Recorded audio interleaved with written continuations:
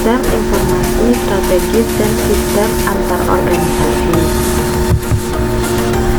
Sistem informasi strategis atau disebut dengan SIS adalah sistem informasi yang digunakan untuk mendukung perencanaan dan pengambilan keputusan strategis dalam suatu organisasi atau perusahaan. Tujuannya adalah untuk membantu organisasi mencapai tujuan jangka panjang dan menciptakan keunggulan bersaing melalui pemanfaatan teknologi informasi. Ciri-ciri sistem informasi strategis yang pertama, mendukung tujuan jangka panjang organisasi, meningkatkan daya saing, misalnya dengan memberikan layanan pelanggan yang lebih baik atau mempercepat inovasi. Yang ketiga, membantu pengambilan keputusan strategis seperti ekspansi pasar, peluncuran produk baru, atau merger. Yang terakhir itu mengubah cara organisasi beroperasi, bukan hanya mempercepat proses lama.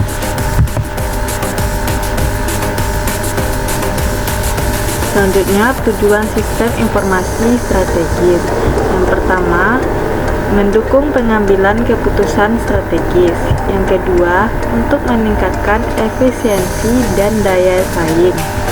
Yang ketiga, menyediakan informasi real time. Yang keempat, menjawab tantangan perubahan pasar dan teknologi. Selanjutnya yaitu karakteristik sistem informasi strategis. Yang pertama, mendukung tujuan jangka panjang organisasi. Yang kedua, digunakan oleh manajemen puncak atau top manajemen. Yang ketiga, membantu pengambilan keputusan besar. Yang keempat, fokus pada keunggulan kompetitif. Yang kelima, menggunakan data dan teknologi sebagai alat strategis.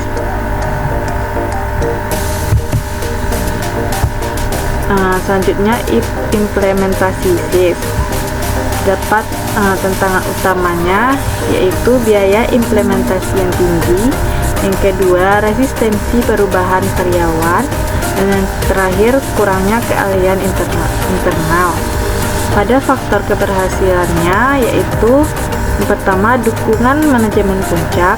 Yang kedua, perencanaan strategis jelas. Yang ketiga, manajemen perubahan efektif.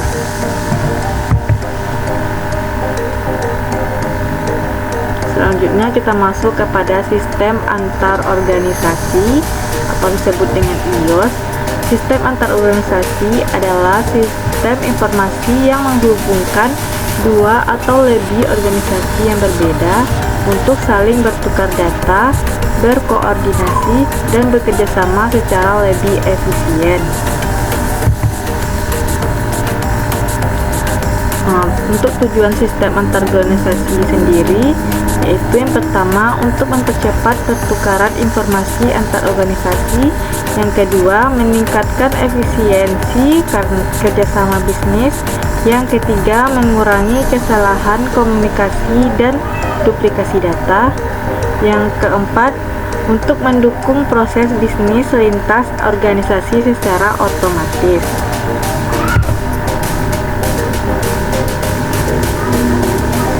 Manfaat IOS, yang pertama, meningkatkan kecepatan layanan.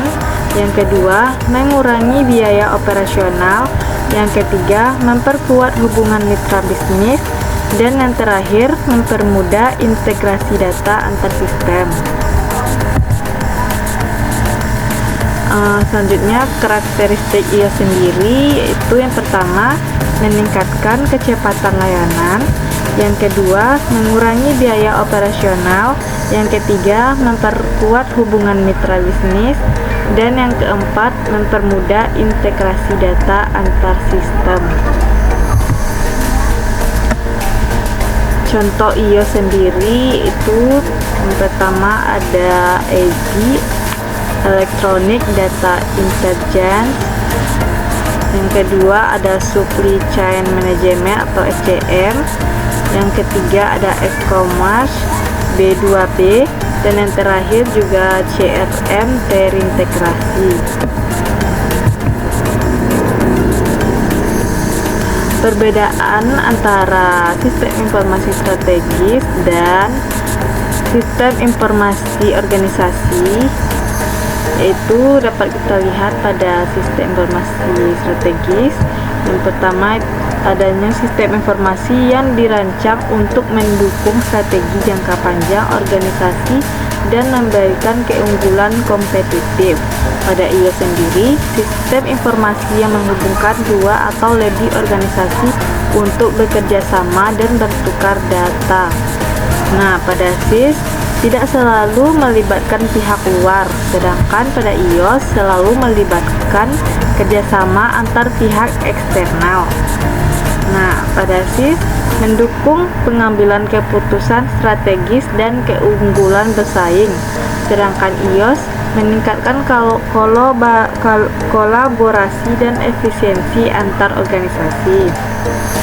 Pada sistem informasi strategis menganalisis data strategis, perencanaan jangka panjang inovasi, sedangkan IOS pertukaran informasi, pengelolaan rantai pasok, transaksi elektronik.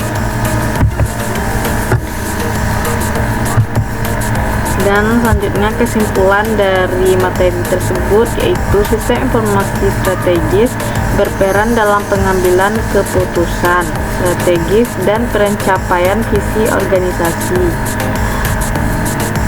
Dan IOS membantu organisasi bekerja sama melalui integrasi sistem lintas entitas.